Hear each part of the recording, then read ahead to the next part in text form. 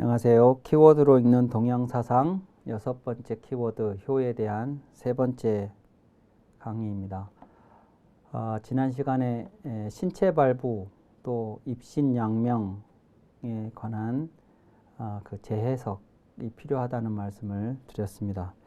근데 이제 그런 해석이 근거 없이 그렇게 해석을 할 수는 없는 거고, 이제 그것의 근거에 해당하는 이야기를 먼저 좀 보도록 하겠습니다. 그 얘기라는 책에 보면 아까 그 신체 발부 이야기를 했던 게 효경에 나오는 얘기고, 그 효경은 공자와 증자라는 제자의 문답으로 구성이 되어 있는데, 이 얘기라는 책에도 공자와 증자의 문답이 수록되어 있습니다. 근데 그 대화 중에 이런 얘기가 있습니다. 공자가 증자에게 말씀하신 건데, 하늘이 낳으시고 땅이 기르시는 것들 중에 사람보다 큰 것은 없다. 그처럼 소중한 몸을 부모께서 온전히 낳아주셨으니 자식으로서 온전히 돌아가는 것이야말로 가히 효라 이를 것이다. 그 신체를 다치지 않고 그 자신을 욕되게 하지 않을 때 온전하다고 이른다. 그러므로 군자는 한 걸음 걷는 순간에도 감히 효를 잊지 않는다. 이런 말이 있습니다. 하늘이 낳으시고 땅이 기르시는 것들 중, 이 하늘이 낳으시고 땅이 기르시는 것들은 이 세상에 존재하는 모든 것들입니다. 그 모든 것들 중에 사람보다 큰 것은 없다. 그랬습니다. 사람이 가장 크고 귀한 것이다. 이런 말이에요. 근데 이제 이런 얘기를 사람만 귀하고 사물은 경시했다. 이렇게 접근을 하면 안 되는 거죠. 누군가가 어떤 그 사람에게 이제 그 자신에 대해서 이제 자신감을 가지라는 이야기를 하면서, 넌 세상에서 가장 소중한 사람이다.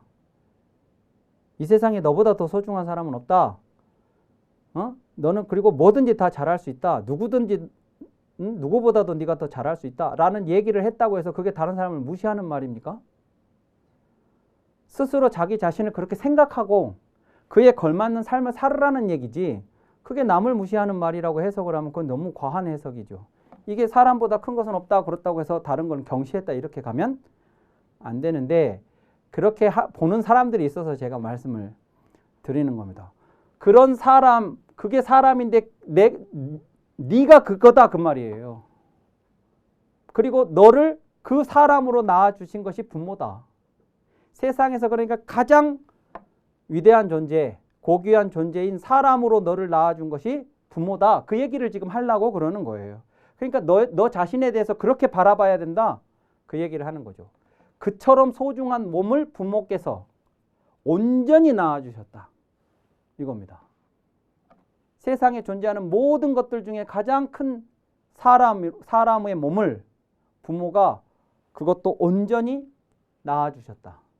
그러니까 온전히 낳아주셨으니까 이제 그것을 책임지는 것은 내 문제예요. 이제 앞으로 책임지는 것은 자식으로서 온전히 돌아가야 돼요. 받을 때 온전히 받았으니까 그걸 잘 간수해서 온전히 돌아가야, 그래야 효라고 말할 수 있을 거다. 자, 그러면 이제 온전히 돌아간다는 게 무슨 뜻이겠냐 하는 거죠. 아까 그게 이제 신체발부, 수지부모, 불감회상 하는 그 얘기와 일맥상통한다고 볼 수 있겠는데, 우선 신체를 다치지 말고, 요게 이제 신체 발부를 회상하지 않는 거죠. 요걸로만 말이 온전하다의 의미가 요걸로만 끝나버렸으면 진짜 신체 발부를 회상 안 하는 게 목적이 될 수도 있는데, 그 뒤에 이렇게 얘기했어요. 그 자신을 욕되게 하지 않을 때, 저것은 삶의 문제죠. 내가 어떤 삶을 사느냐의 문제예요. 내가 언행을 어떻게 하느냐부터 시작해서 내 자신을 욕먹을 짓을 하지 말라는 거죠. 그건 몸뚱이 다치는 거하고는 또 다른 차원의 상처다. 그러니까 내가 이 세상에 처음 태어날 때 말이죠. 내가 태어날 때 요즘 말로 축복을 받았지 않습니까? 사람들로부터. 그리고 축하를 받았죠. 아이들이 태어나면 축하를 하지 않습니까? 아이들이 태어나서 축하를 받았습니다. 근데 생각해 보면 태어난 아이가 축하를 받는데 그 축하를 해주는 사람들이 누구냐? 축복해주는 사람들이 누구냐? 전부 부모 아는 분들입니다. 태어난 이 아이를 보고 하는 게 아닙니다. 부모님 보고 하는 겁니다. 부모님 때문에 내가 이 아이가 축복받고 축하받는 거죠. 아주 단적으로 얘기하면 내가 축복받는 것도 부모님 때문에 받은 거예요. 그 다음에 내가 이제 조금 자랐습니다. 한 서너 살 뭐 이렇게 됐습니다. 그러면 이제 엄마 손을 잡고 아장아장 동네를 나갑니다. 동네를 나가면 이제 사람들이 막 와요. 와서 애기 얼굴 한번 보자고 막 합니다. 아이고 예쁘게 생겼다. 아이고 귀엽게 생겼다. 막 하죠. 근데 어떤 아이는 예쁘게 생겼다, 귀엽게 생겼다는 말이 안 나오는 아이들도 있죠. 솔직히. 자, 그러면 이제 그 보자고 했던 어른이 당황합니다. 이제 아이 얼굴을 보고. 그런데 거기서 아이고 너는 왜 이렇게 생겼니? 이렇게 말하는 사람은 없습니다. 아이고 장군감이네. 막 복스럽게 생겼네. 그러니까 그 상황에서 가장 선택할 수 있는 좋은 말을 선택을 하는 거예요. 그분이 머리 안에서. 그러면 그걸 애기 들으라고 하는 말이겠습니까? 엄마 들으라고 하는 말이지.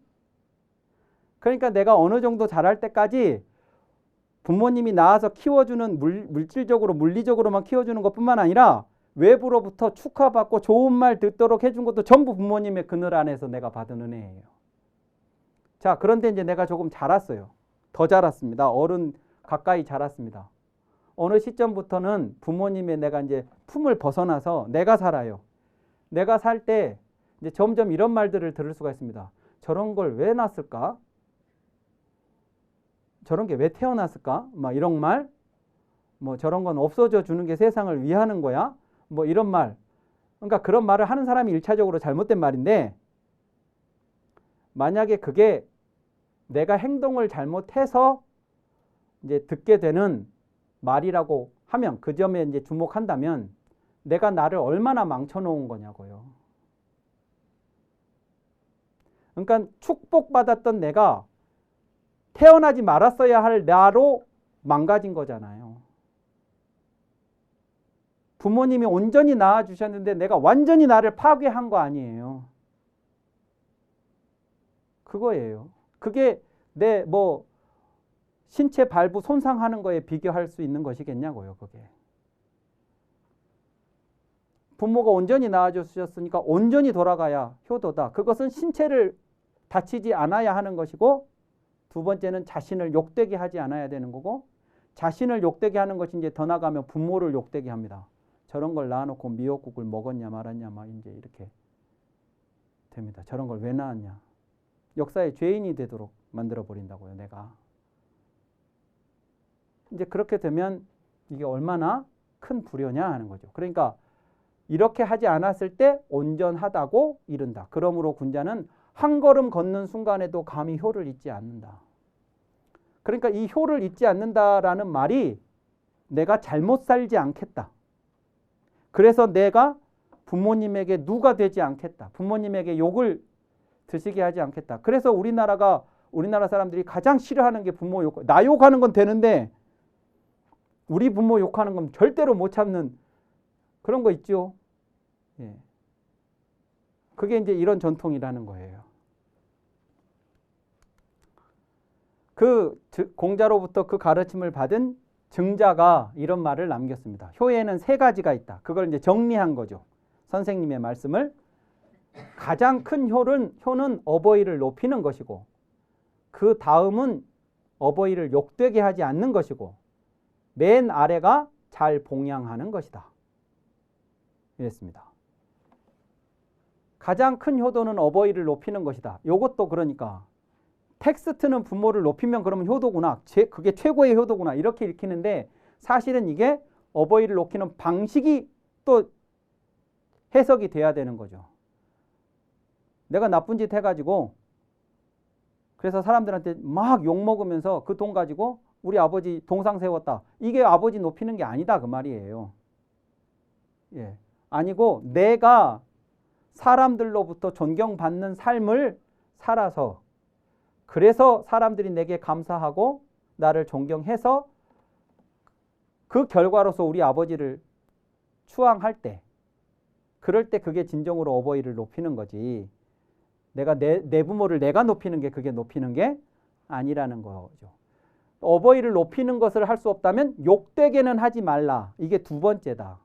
그게 이제 이게 남한테 존경받는 삶은 못 살았어도 욕먹을 삶은 살지 않았다. 그 말로 해석이 돼야 되는 거지. 예. 제대로 텍스트만 읽어서는 안 된다. 제대로 읽어야 된다 하는 것입니다. 그리고 맨 아래가 잘 봉양하는 거다. 그러니까 봉양하는 것이 곧 우리는 효도다. 부모님 잘 해드리는 거. 그것이 효도라고 생각하는데 그게 효도가 아니라는 말이 아니고 그것도 효도예요. 효도의 세 가지 중에 하나니까. 그런데 효도의 전부는 아니다. 그 얘기를 하는 거죠. 효도 중에 가장 맨 아래다 하는 겁니다.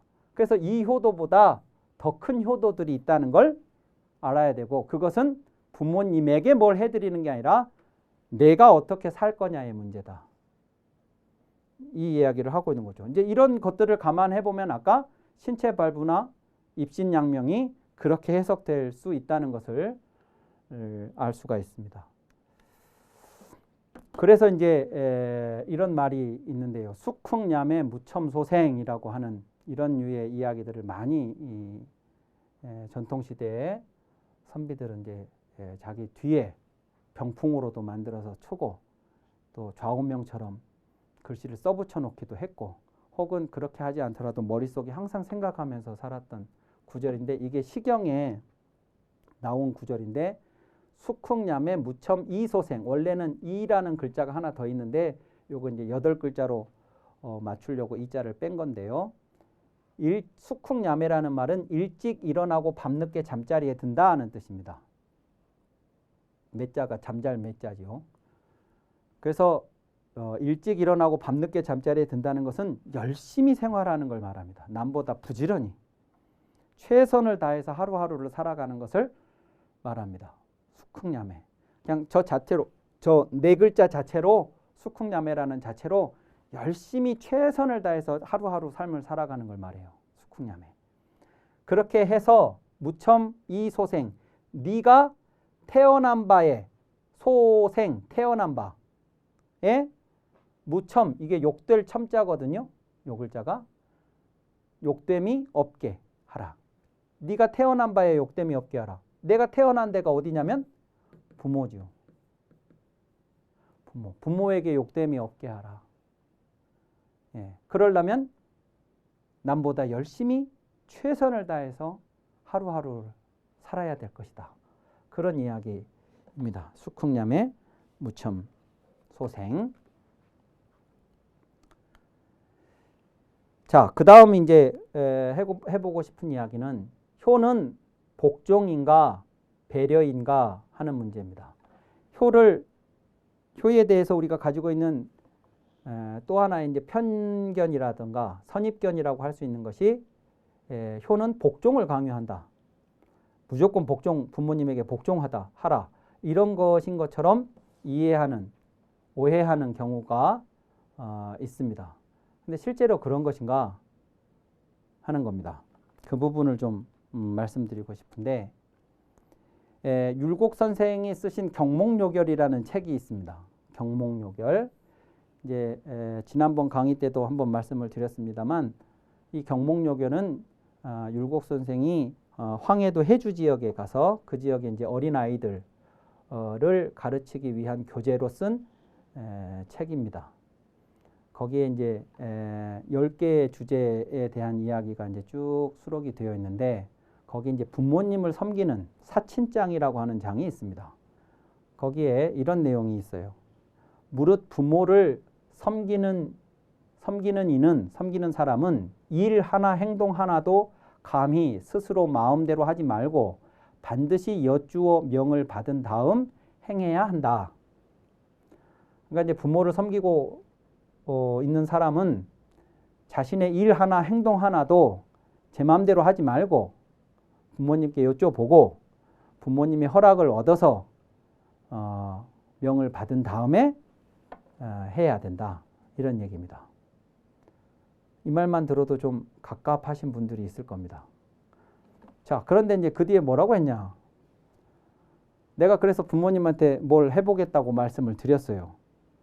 그러니까 부모님이 그래 해라 라고 이제 허락을 해주시면 이제 그나마 괜찮은데, 만일 해도 되는 일을 부모께서 허락하지 않으시면 그럼 어떻게 해야 되냐?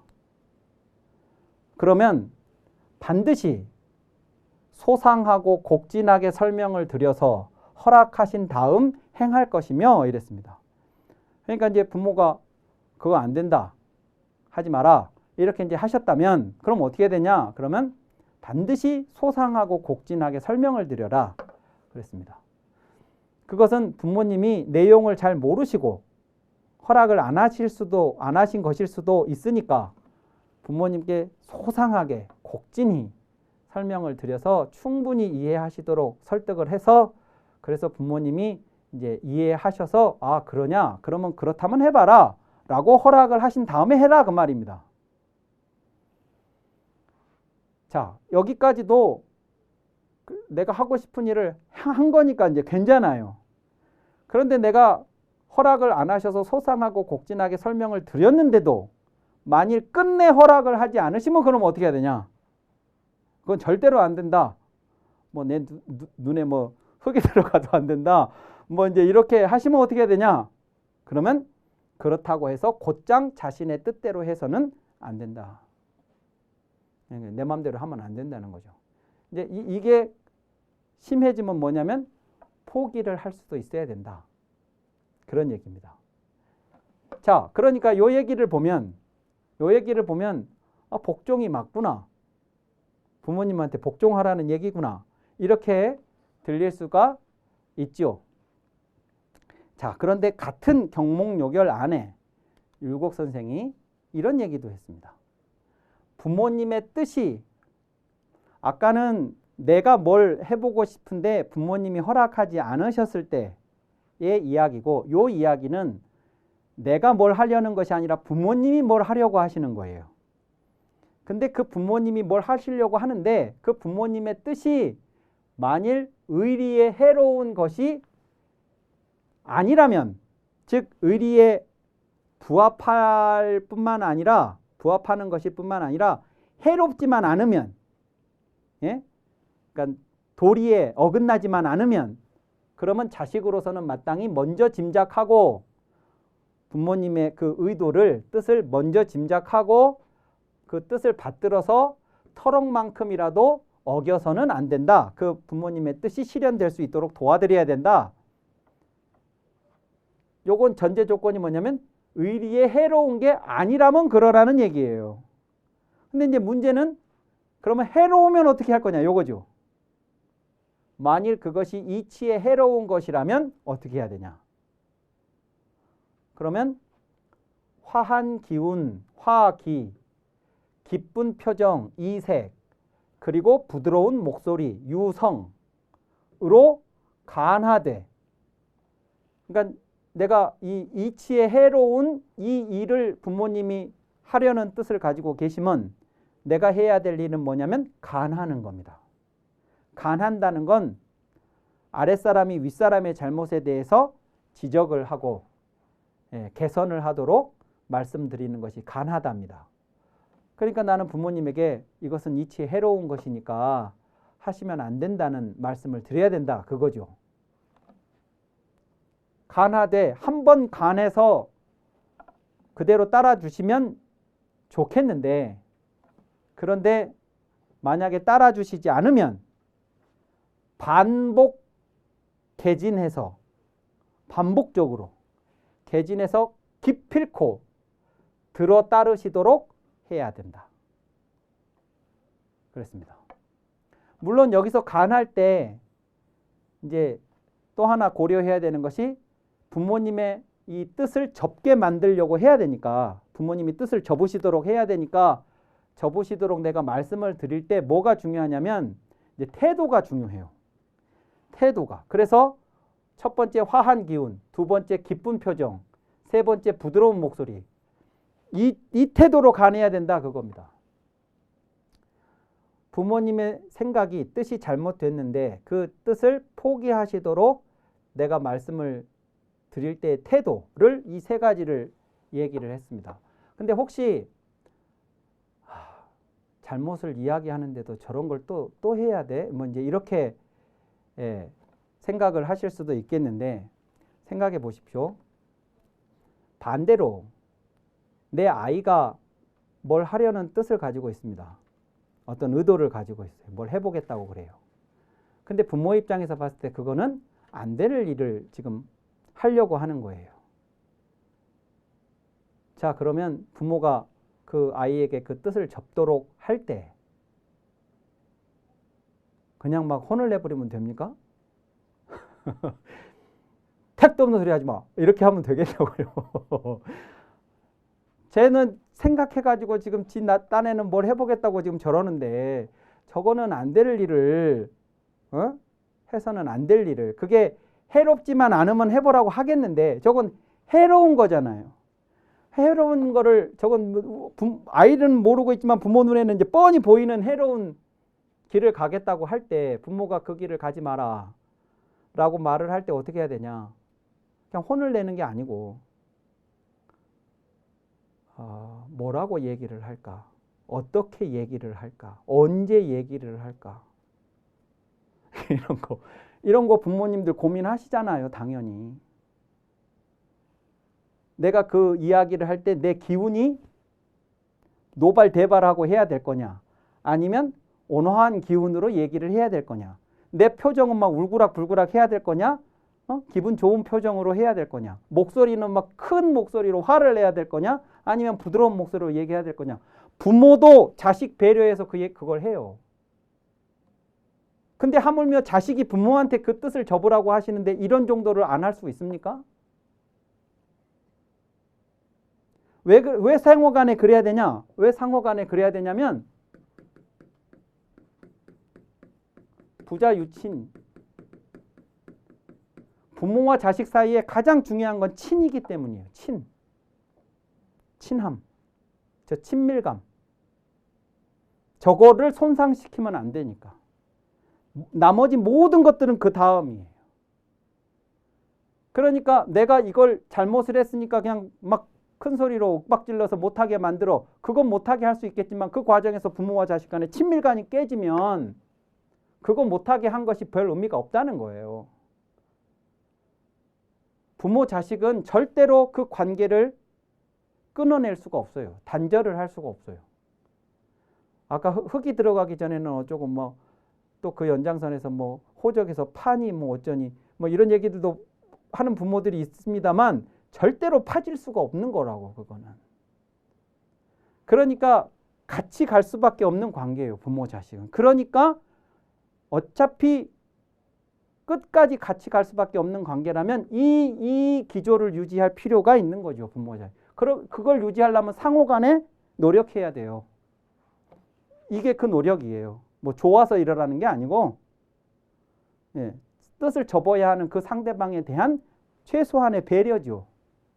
그가 감정 상하지 않도록 그 뜻을 접게 만들어야 되니까. 근데 중요한 건 여기서 뭐냐면 반복 개진해서 기필코 들어 따르시도록 하라 요거예요. 아까 앞에서는 내가 하고 싶은 일이 있을 때 부모가 허락하지 않으시면 내 마음대로 하지 말고 또는 더 심하면 포기할 수도 있어야 된다. 이렇게 얘기했는데 여기서는 포기가 아니라 기필코 부모님이 내 말을 자식의 말을 들어 따르시도록 하라. 이랬잖아요. 그러니까 이게 이런 거죠. 아까 첫 번째 경우인 내 일의 경우에는 이렇게 이제 반복 개진해서 부모님을 설득도 해보려고 노력하죠. 또 부모님이 잘못된 일을 하시려고 하면 또 부모님을 설득하기 위해서 노력도 하죠. 노력도 하는데 이제 문제는 이 지점에 왔을 때 부모님이 결코 허락을 안 하신다. 그러면 어떻게 해야 되냐? 그럼 내가 꺾었다고. 내 마음대로 계속 밀어붙이지를 않고. 근데 여기서는 어떻게 하라고 했냐면 계속 하라고 했다고요. 기필코 반복 개진해서. 그게 2번이든 3번이든 10번이든 기필코 들어서 따르시도록 하라 그랬습니다. 그러면 왜 자식한테는 이렇게 하고 부모의 일인 경우에는 이렇게 하라고 하냐 하는 것에 대해서는 다음 시간에 이어서 말씀을 드리도록 하겠습니다. 이번 강의는 이것으로 마치겠습니다. 감사합니다.